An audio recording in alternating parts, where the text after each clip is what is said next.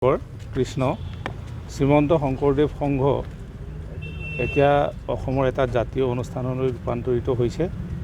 এই অনুষ্ঠানটো এটা অৰাজনৈতিক, সামাজিক, সাংস্কৃতিক, ধৰ্মীয় অনুষ্ঠান আৰু এই অনুষ্ঠানটোৱে অসমৰ বিভিন্ন নৃগোষ্ঠীয় তথা জনগোষ্ঠীয়সকলক লগত লৈ একেলগে অনিৰুদ্ধ গতিৰে এটা সমন্বয়ৰ সমাজ, শ্ৰেণীহীন, বৰ্ণহীন সমাজ গঠন কৰি আগবাঢ়ি যোৱাত প্ৰচেষ্টা অব্যাহত ৰাখিছে।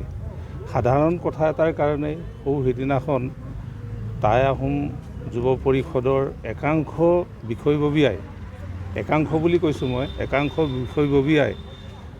আমাৰ শ্ৰীমন্ত শংকৰদেৱ সংঘৰ পবিত্ৰ সংবিধানখন অন্য দাহ্য পদাৰ্থ মিশ্ৰণ কৰি জ্বলাই দিয়া দেখাটো আপোনালোকে সকলোৱে জানে।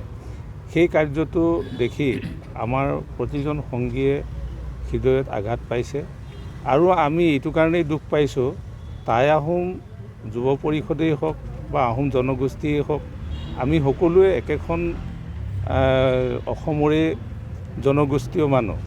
আমি যিমানেই পাৰোঁ সিমান মিলি থাকিবলৈ বিচাৰিছোঁ, কিন্তু মাজে মাজে এই সংঘাতবোৰ অহাৰ কাৰণে সমগ্ৰ অসমবাসীৰ কাৰণে এটা দুঃসংবাদ হৈ পৰিছে। এইটো ইমান এটা ভাল লগা নাই, যিহেতুকে আজি আমি ইয়াত আহিছোঁ যদিও এইটো এটা বৰ আনন্দ কৰিবৰ কাৰণে আমি অহা নাই, আমি ফূৰ্তি কৰিবৰ কাৰণে অহা নাই।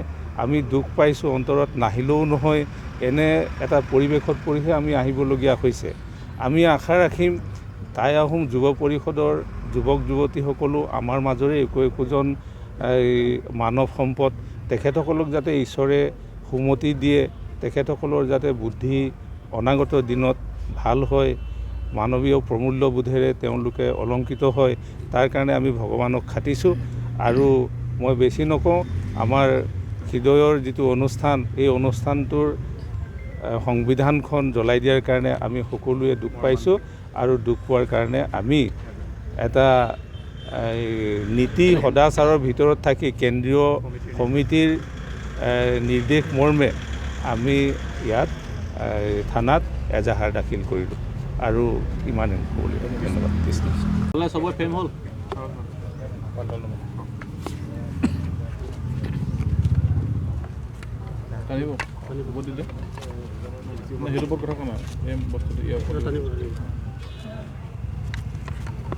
কৃষ্ণ জয়গুৰু শংকৰ।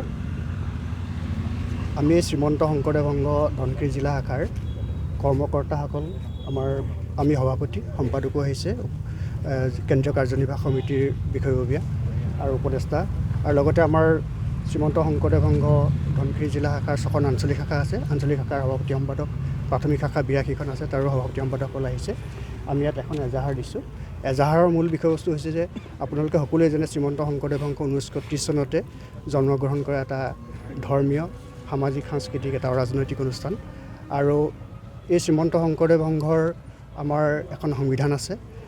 এই সংবিধানখন আমাৰ আৰু লগতে প্ৰতীক আছে। এই সংবিধান আৰু প্ৰতীক আমাৰ সকলোৰে, আমাৰ প্ৰতিজন সংগী বাপাসকলৰ এটা আমাৰ পবিত্ৰ, আমি ইয়াত পবিত্ৰ জ্ঞান কৰোঁ।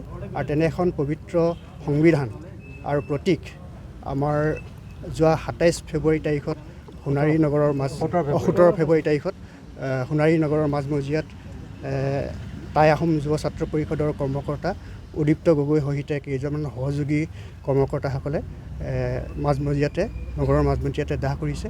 আমি সকলো সমগ্ৰ অসমৰ ভকত বৈষ্ণৱসকলে অন্তৰত যথেষ্ট আঘাত পাইছে, মৰ্মস্থলত আঘাত পাইছে। গতিকে আমি সেই বিষয়বস্তুটো কিয় হ'ব লাগে, এইখিনি আমি সকলো শ্ৰীমন্ত শংকৰদেৱ সংঘ ধনশিৰি জিলা শাখাৰ সকলো বাপাই সমস্তই আমি তাৰ প্ৰতিবাদ কৰিছোঁ আৰু তাৰ এটা সদুত্তৰ পাবৰ কাৰণে আমি ইয়াতে সৰুপথাৰ সদৰ থানাত আমি এজাহাৰ দাখিল কৰিছোঁ। গতিকে মূল বিষয়বস্তু আমি এইখিনিকে, আমাৰ কোনো জাতীয় সংগঠনৰ প্ৰতি আমাৰ কোনো বিদ্বেষভাৱ নাই, আমাৰ ন্যায় আমি বিচাৰিছোঁ আৰু ন্যায়ৰ কাৰণে আমি ইয়াতে এজাহাৰ দাখিল কৰিছোঁ। গতিকে মোৰ ক'বলগীয়া বিষয় এইখিনি। আমাৰ ইয়াতে আজি প্ৰায় 500ৰ ওপৰতে হ'ব চাগে। হয়, 6খন আঞ্চলিক। হয়, গতিকে পৰৱৰ্তী আমি 2 এষাৰ ক'বৰ কাৰণে আমাৰ উপদেষ্টা আছে, মূলৰ কেন্দ্ৰীয় কাৰ্যনিৰ্বাহক আছে, তেখেতকো আমি ক'বৰ কাৰণে অনুৰোধ জনাইছোঁ। কৃষ্ণ জয়গুৰু।